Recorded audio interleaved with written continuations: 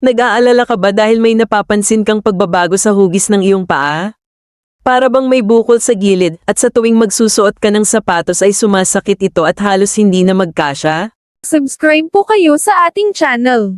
Pakipindot lang ang subscribe sa ibaba, at huwag kalimutang i-click ang kampana para updated kayo sa ating mga bagong videos. At simulan na natin.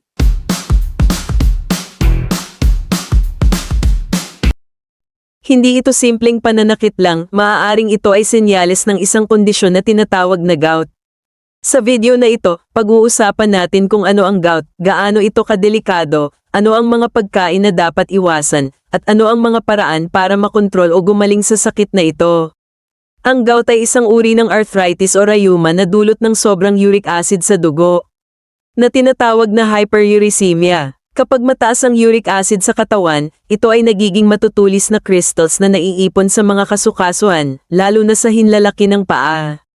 Dahil dito, nagkakaroon ng matinding pananakit, pamamaga, at pamumula ng apektadong bahagi. Ang gout ay hindi palaging nararamdaman.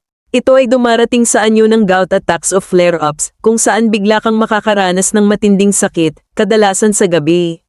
Saan karaniwang TUMA ang gout? Pinakakaraniwan itong tumatama sa hinlalaki ng paa, bukong-bukong, tuhod, kamay at daliri, palso, siko. Pero hindi lang joints ang apektado, maaari rin itong maapektuhan ng kidneys at magdulot ng kidney stones kapag napabayaan. Ano ang mga sanhi ng gout? May dalawang pangunahing dahilan kung bakit tumataas ang uric acid. Isa, sobra ang produksyon ng uric acid ng katawan. Dalawa,